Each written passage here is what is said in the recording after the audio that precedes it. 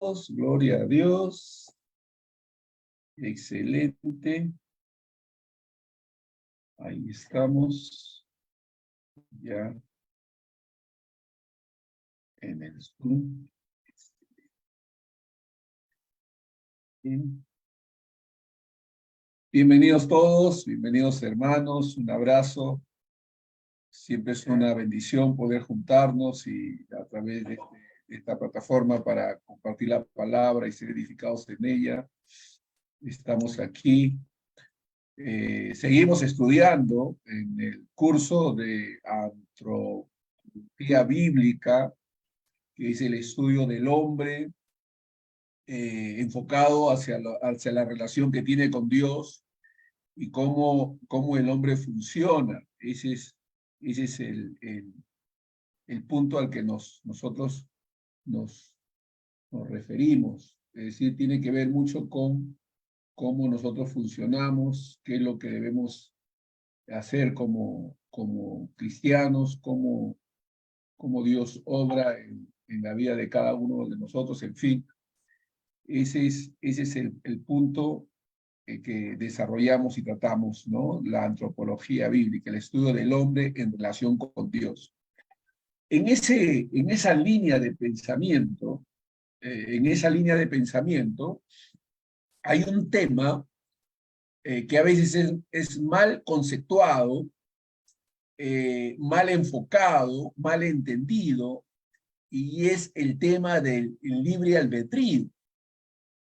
Aunque esta palabra libre albedrío no aparece en las escrituras, sin embargo el concepto se encuentra entre las páginas de la Biblia, de las escrituras. El concepto está ahí, libertad, libre albedrío.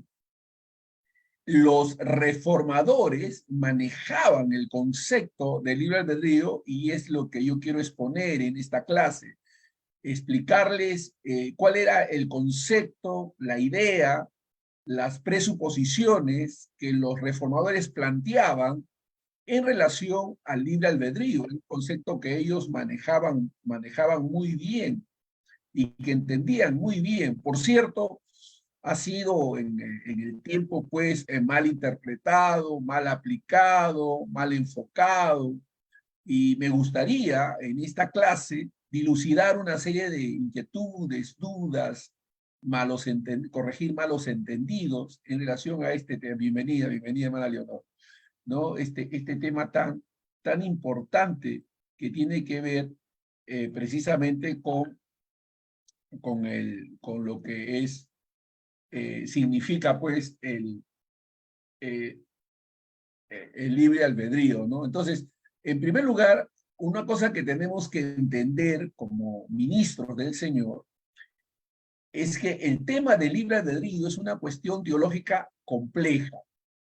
De ahí sus malas interpretaciones, sus malas aplicaciones, sus malas comprensiones. Es una cuestión teológica compleja.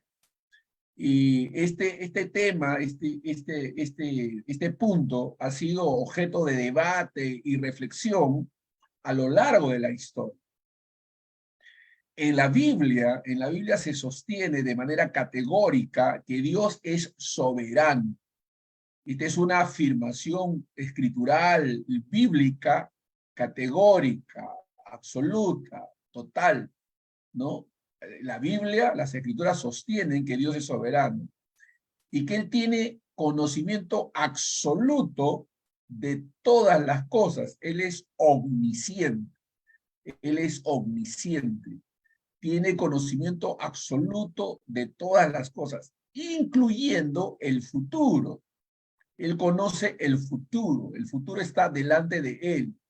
En realidad, todas las cosas delante de Dios son presentes. Pasado, presente y futuro, todo es presente a los ojos de Dios. Sin embargo, también se reconoce la existencia del libre albedrío, por supuesto, entendido a la luz de las escrituras. O sea, número uno, una objeción diciendo que porque la palabra libre albedrío no aparece en las escrituras como objeción al hecho del libre albedrío, puede ser una objeción muy débil, porque el concepto aparece en las escrituras. Entonces, en realidad la existencia del libre albedrío aparece en las escrituras como concepto, como idea general. Es un don otorgado por Dios. Dios dio al hombre en libertad, lo hizo libre, lo hizo libre. Hubieron, por supuesto, en el huerto del Edén definiciones claras, definitivas, que muestran claramente que el hombre, esa libertad, número uno, cuando Dios lo hizo libre, pero no de manera absoluta, total, sino limitada, pues una libertad limitada, porque recuerden que el Señor le prohibió participar del árbol de la vida, ¿no? ¿No? O perdón, del conocimiento, del árbol del conocimiento de la vida, del conocimiento del bien y del mal, le prohibió, ¿no? Le dijo que no podía comer de ese árbol, o sea, le restringió.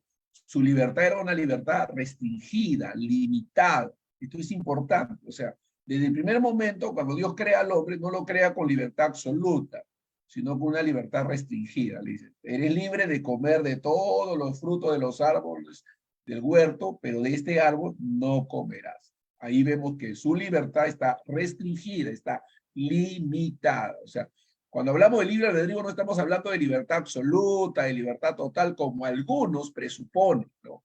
No, pero el hombre tiene libertad, dicen, ¿no? Tiene libre albedrío, pero en sus mentes ellos están conceptuando la libertad que tienen como una libertad absoluta o libertad para hacer todo, ¿no? Como si pudieran hacer todo, y eso no es así. Vamos a ver eso. Entonces, es un don otorgado por Dios y vamos a proporcionar una explicación bíblica, teológica, ¿no? Sobre este tema, ¿no? Sobre este tema. Entonces, vamos a desarrollar estos puntos. Por supuesto, a la luz, vamos a tratar este tema a la luz de las escrituras, ¿no? De las escrituras. Número uno, el libre albedrío debe ser visto como un don dado por Dios. Es un don dado por Dios. Si el hombre tiene libre albedrío es porque Dios se lo ha otorgado. Número uno. Si el hombre tiene libre albedrío es porque Dios, el soberano, el dueño, el creador, le ha otorgado esa libertad. Ahora, ¿de qué libertad estamos hablando? Lo vamos a ver en la medida que vayamos avanzando en el desarrollo de este tema. La Biblia sostiene que el libre albedrío es un don de Dios. Estamos usando libre albedrío en el término conceptual, como término conceptual, no como término bíblico, porque no existe el término libre albedrío en las escrituras. Usted puede pasearse por toda la Biblia desde el Génesis hasta el Apocalipsis y la palabra albedrío no aparece. Albedrío no. Entonces, libertad, libre albedrío. Es un don que Dios concede al hombre, a la humanidad en general. En el relato de la creación en Génesis, nosotros vemos que Dios creó a los seres humanos a su imagen y a su semejanza. Eso lo dice en Génesis capítulo 1, versículo 26 al 27. Hagamos al hombre a nuestra imagen y a nuestra semejanza. Esto implica que los seres humanos tienen una capacidad especial para tomar decisiones.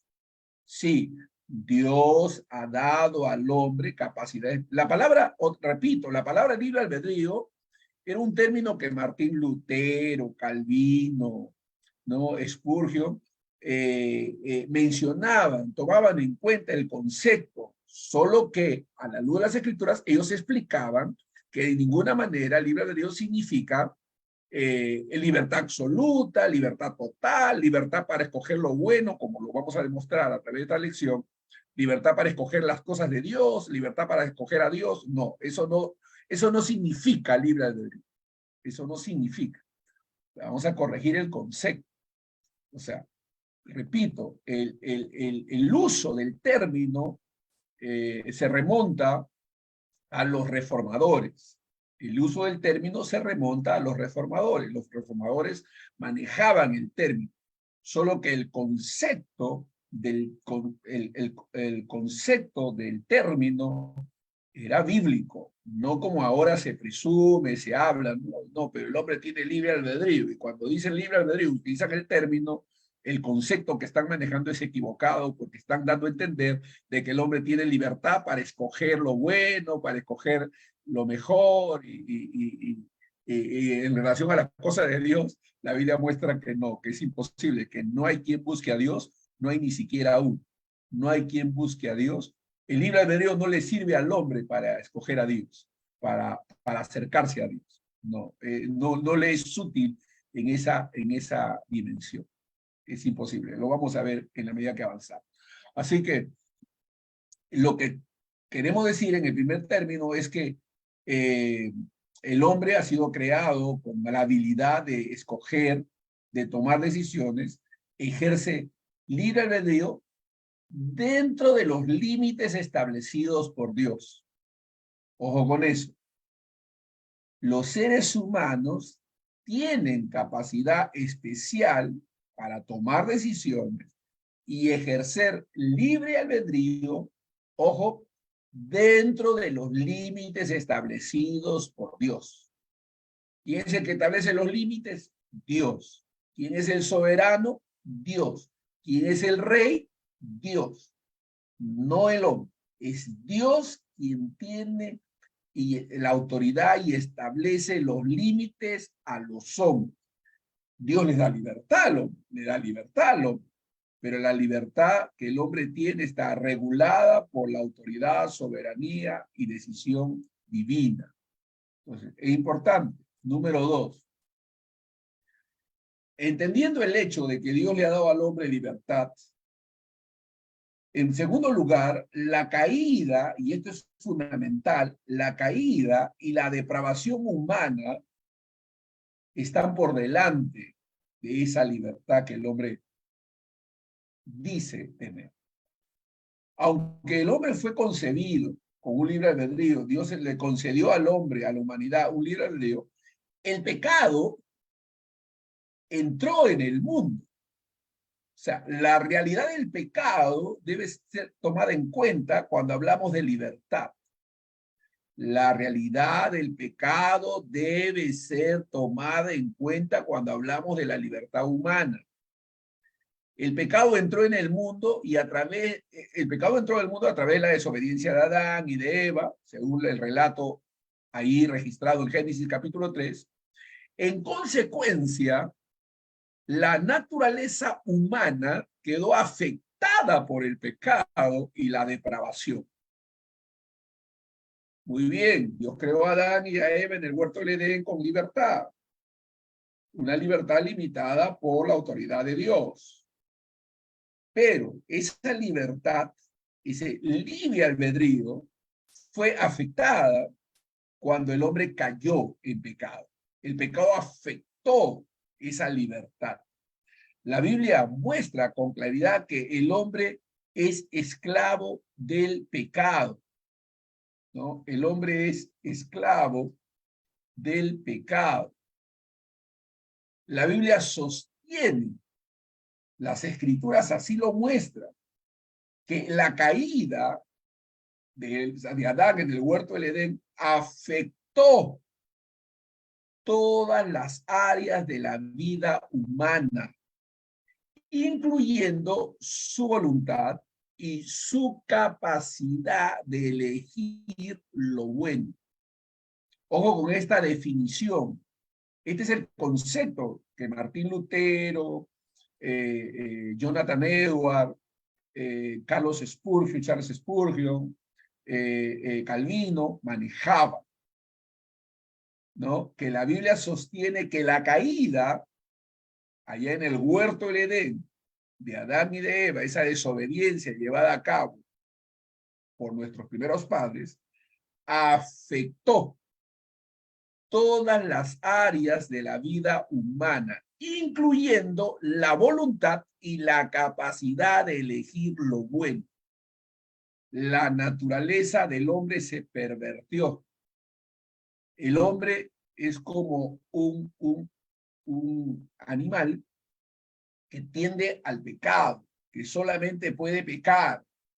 Ha sido inhabilitado por la caída de escoger lo bueno de Dios, lo que tiene que ver con Dios. Esto es importante. Por eso es que Romanos capítulo 13 nos dice con claridad que no hay quien busque a Dios, no hay ni siquiera uno, que el hombre está muerto en sus delitos y pecados, porque la caída afectó ese libre albedrío que el hombre dice tener, fue afectado por el pecado.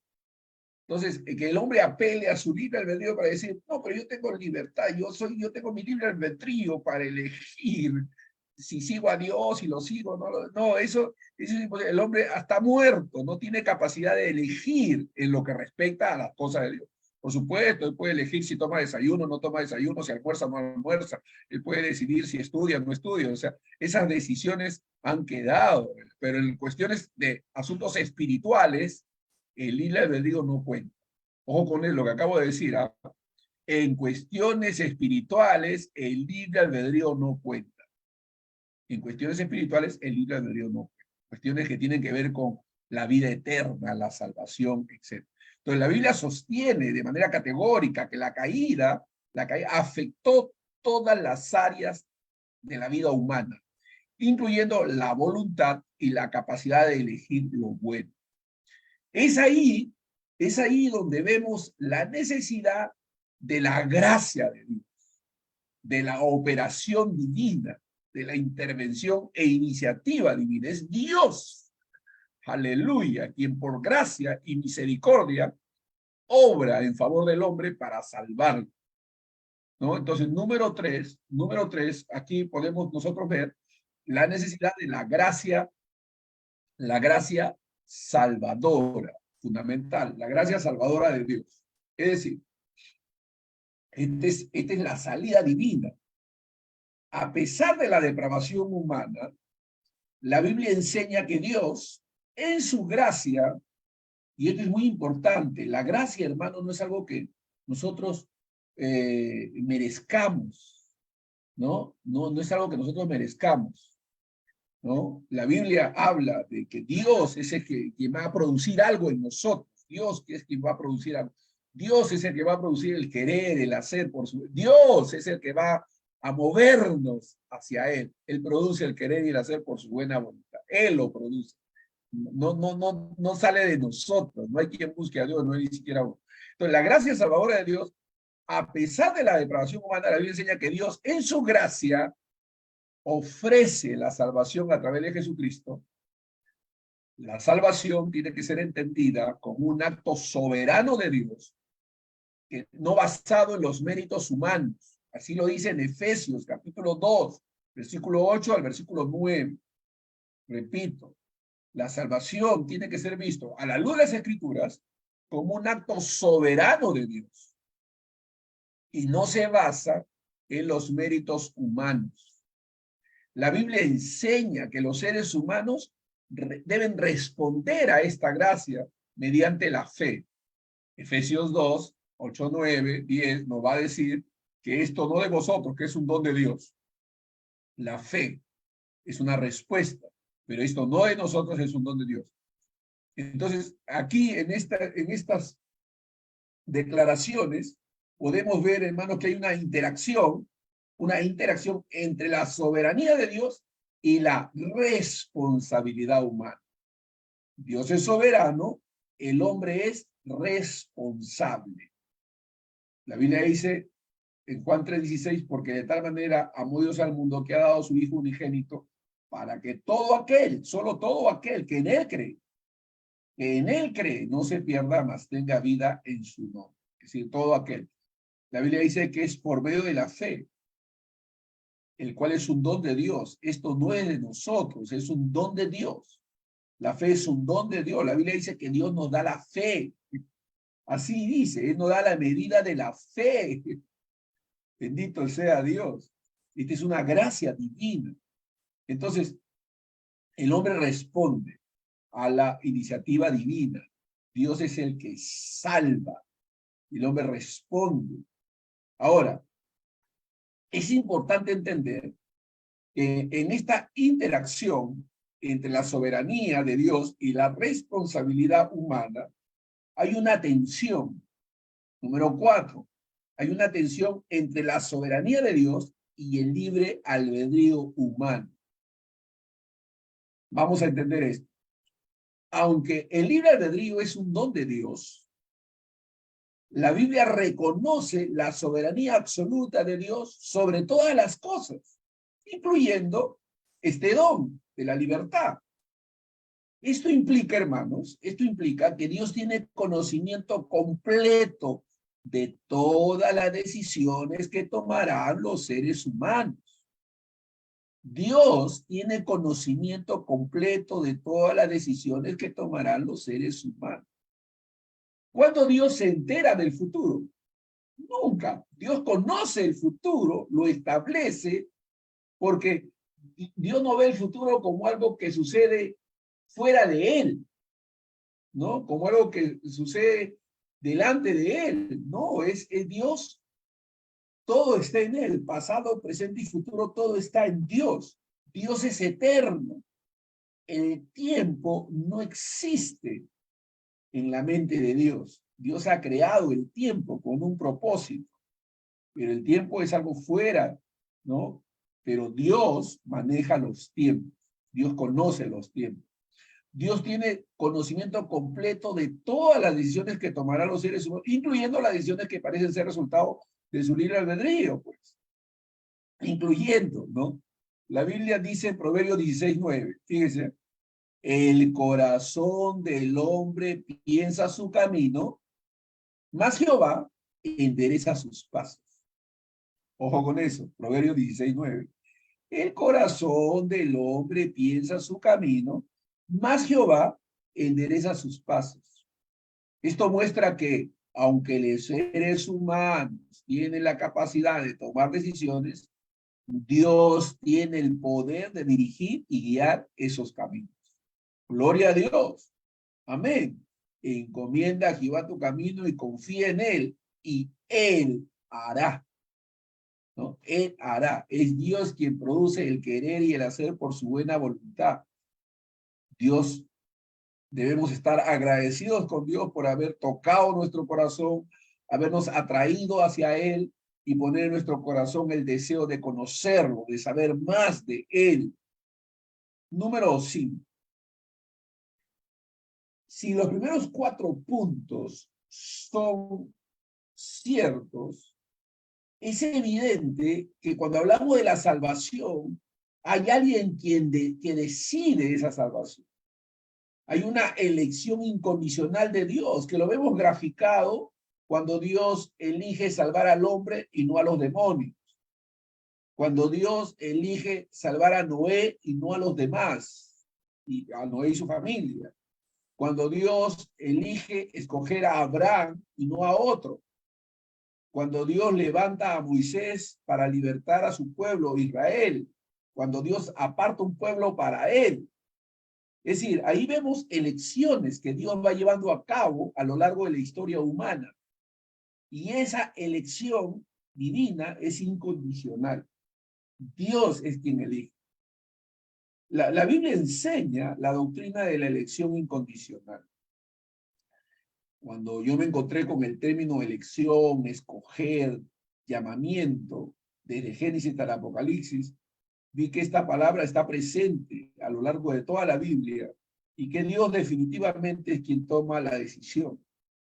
Dios es el que decide, el que toma la iniciativa, el que decreta realmente y establece las cosas. La Biblia enseña la doctrina de la elección incondicional. Esta doctrina afirma que Dios en su soberanía, elige. Y Romanos 9, Romanos 11 son claros en definir el hecho de que Dios es quien elige. Tendré misericordia del que quiera tener misericordia, dice Dios. ¿No? Así dice la Escritura y no la podemos negar. La gente no comprende a cabalidad, a plenitud, nadie lo puede hacer. Sin embargo, está establecido en las Escrituras y nosotros humildemente debemos aceptar el escrito está. La Biblia afirma que Dios en su soberanía elige a ciertas personas para la salvación sin basarse en ningún mérito humano. Recuerda la historia de Jacob y Esaú. donde dice que no tuvieron oportunidad de hacer bien y mal para que la elección sea de Dios y no del hombre, dice la Escritura. Romanos 11 es un buen capítulo para leer cuando se trata de libertad, de elección. Este acto de elección definitivamente no anula el libre albedrío humano, sino que el libre albedrío obra en armonía con esta soberanía, con esta elección divina. Los seres humanos responden a la llamada de Dios y ejercen su libre albedrío al aceptar o rechazar la oferta de la salvación. El hombre libremente rechaza a Dios. La Biblia dice, y vosotros no queréis creer en mí para que tengan vida, dice la Escritura. Jesús dijo estas palabras. Vosotros no queréis creer en mí, vosotros no queréis creer en mí para que tengáis vida, dice el Señor. Ustedes no quieren creer. Y no quieren creer porque no pueden creer. Y no pueden creer porque sencillamente están muertos de sus delitos y pecados, ¿no? Entonces, Dios obra, Dios produce en nosotros una acción, una reacción. Entonces, este acto de elección de ninguna manera anula el libre albedrío, sino que Dios utiliza ese libre albedrío para producir en el hombre ese querer y el hacer por su buena voluntad. Y ellos rechazan o aceptan al Señor según esa libertad que Dios les ha otorgado. Dios utiliza la libertad del hombre para traerlo a él. Número 6. ¿Cómo es que Dios obra esto en el corazón del hombre, en la vida del hombre? A través de la obra del Espíritu Santo. Es el Espíritu Santo el que trae convicción. Es el Espíritu Santo el que obra en la regeneración del hombre, en el corazón del hombre. Es el Espíritu de Dios el que abre la mente, abre el corazón para que el hombre pueda creer.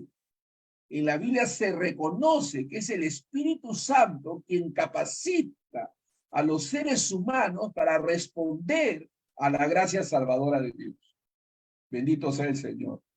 Repito, en la Biblia, las Escrituras, se reconoce que es el Espíritu Santo quien capacita a los seres humanos para responder a la gracia salvadora de Dios.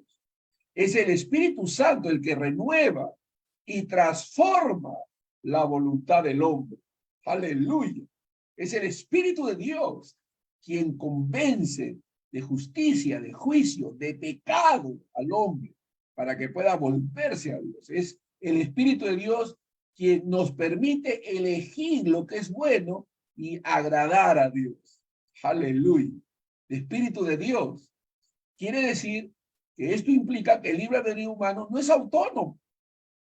El libre albedrío humano no es autónomo, sino que está enraizado en la obra del Espíritu Santo en la vida del creyente. Repito, el libre albedrío humano no es autónomo, sino que está enraizado en la obra del Espíritu Santo en la vida del creyente. Y es por esto que hay una responsabilidad de parte del hombre. Número 7. Hay que tomar en cuenta la responsabilidad. Dios muestra. Las Escrituras son claras en decir que Dios es soberano, el hombre es responsable. Repito, la Biblia es enfática y clara en manifestar y expresar que Dios es soberano, el hombre es responsable. Es decir, que aunque la Biblia enfatiza la soberanía de Dios, también sostiene que los seres humanos son responsables de sus acciones y decisiones.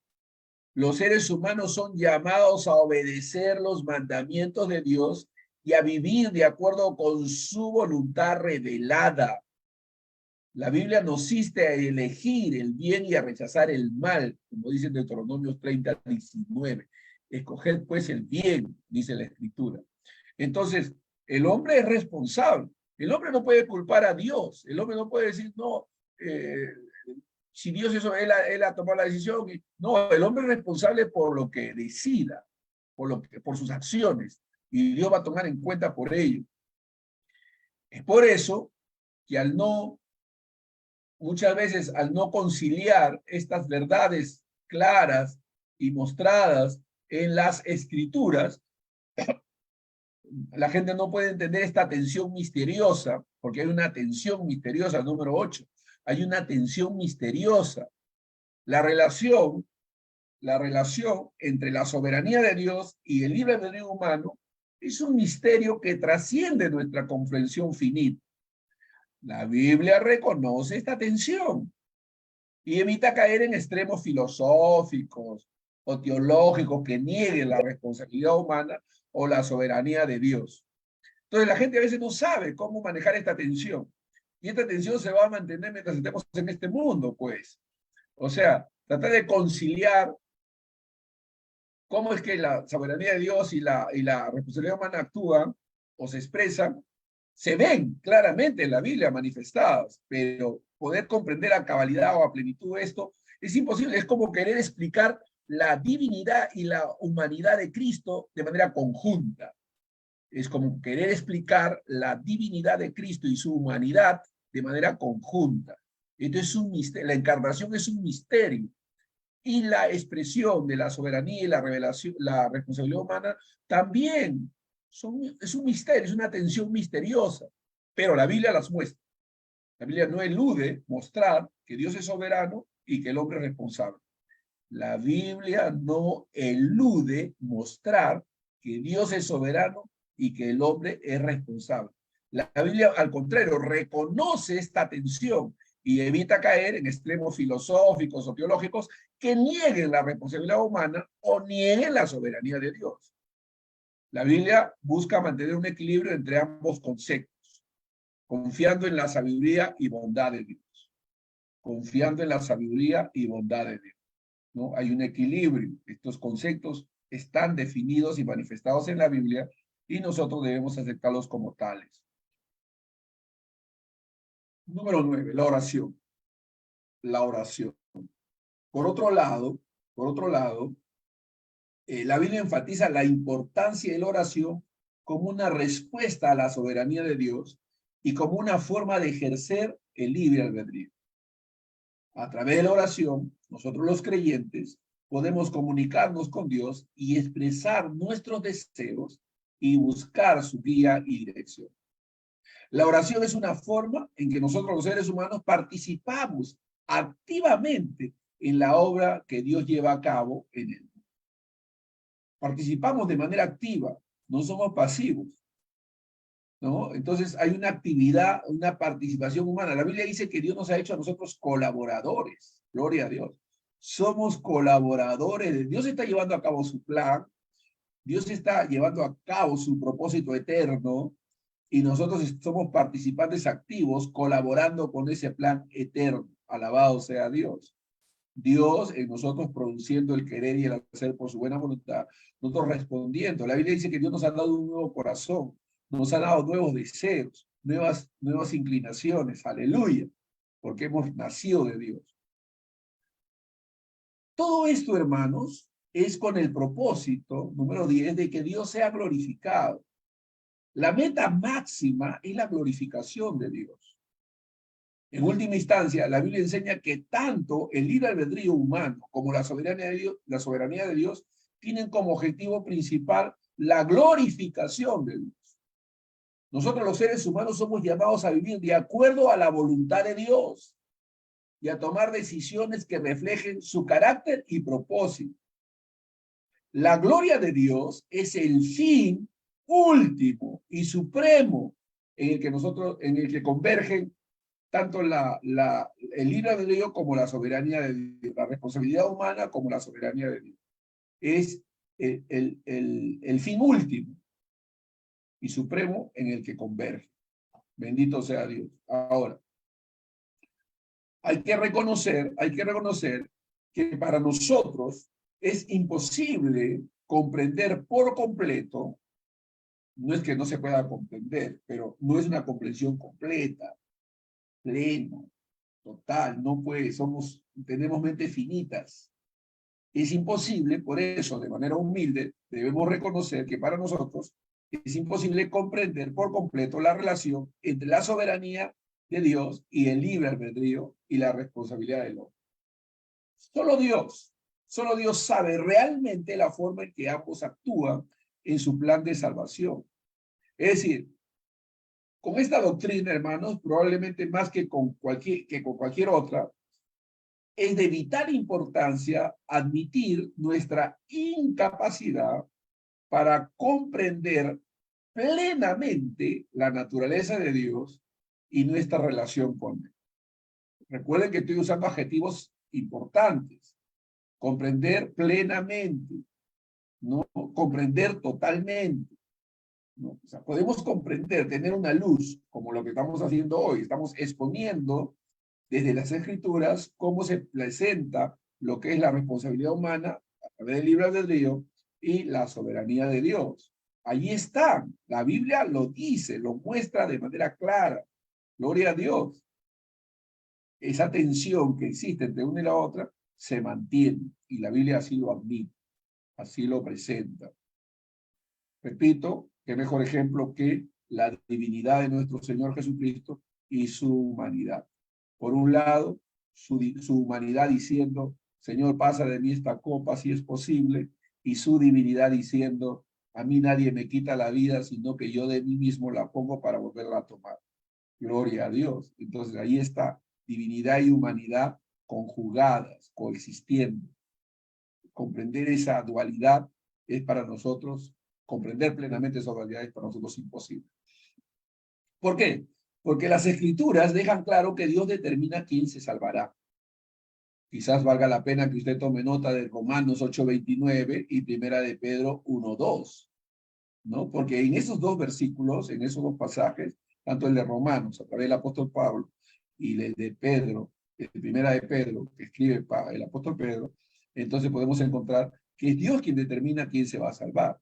En Efesios 1:4 se nos dice que Dios nos eligió antes de la creación del mundo. Así dice, Efesios 1:4.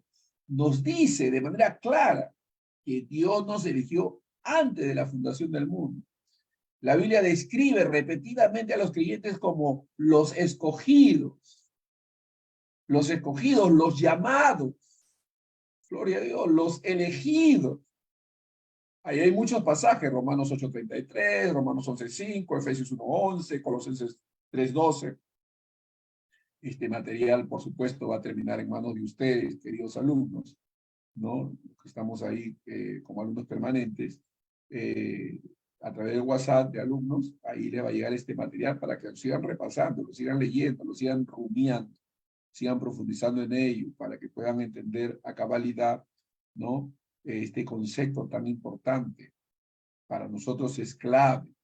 El hecho de que los creyentes son predestinados, escogidos para la salvación. La Biblia dice también que somos responsables de recibir a Cristo como Salvador. Si creemos en Jesucristo, seremos salvos, dice en Juan 3:16 y Romanos 10:9-10. Cierto, Dios sabe quién se salvará y Dios elige quién se salvará, y nosotros debemos elegir a Cristo para ser salvos. La forma en que estos hechos funcionan juntos es imposible de comprender para una mente finita como la nuestra. Nuestra responsabilidad es llevar el evangelio al mundo, predicarla. La parte de la presencia se la dejamos a Dios, ¿no? La elección y la predestinación es de Dios.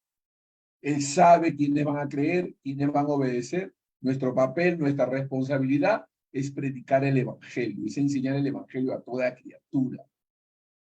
Pero es importante comprender que el hombre, en esa libertad que dice tener, ha terminado siendo esclavo del pecado. Ojo con esa declaración. Vosotros sois esclavos del pecado, dijo el Señor. La Biblia dice que estábamos muertos en nuestros delitos y pecados.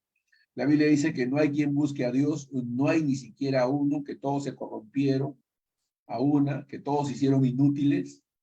Gloria a Dios. La Biblia claramente muestra que el hombre tiene que ser alcanzado por la gracia de Dios, que es el Espíritu de Dios el que debe traer convicción a los corazones, y que nadie puede llamar a Jesús Señor sino por el Espíritu.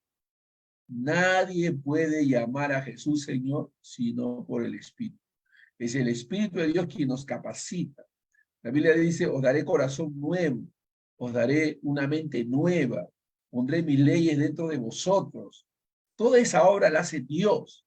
en favor de sus elegidos, de sus llamados, de aquellas personas, aleluya, a quienes Él llama, dice la Escritura. Entonces tenemos que agradecer a Dios por esta salvación tan grande y orar. Por eso es que no hay imposible para Dios. Dios puede tocar cualquier corazón. Usted dice, pero esa persona es intelectual, es demasiado inteligente, ¿quién me va a escuchar? No, es Dios quien se va a encargar de tocar el corazón de la persona que usted puede pensar es imposible que pueda ser salvo. Dios puede cambiar y transformar el corazón de cualquiera. Lo ha hecho con nosotros, nos ha cambiado a nosotros por la gracia. Hemos sido alcanzados. Él puede cambiar. Si te ha cambiado a ti, puede cambiar a cualquiera. La gracia de Dios es eficaz. Aleluya. Así que debemos nosotros tener confianza, hermanos, en lo que Dios hace, tener seguridad en lo que Dios hace y encomendarnos a esa gracia maravillosa.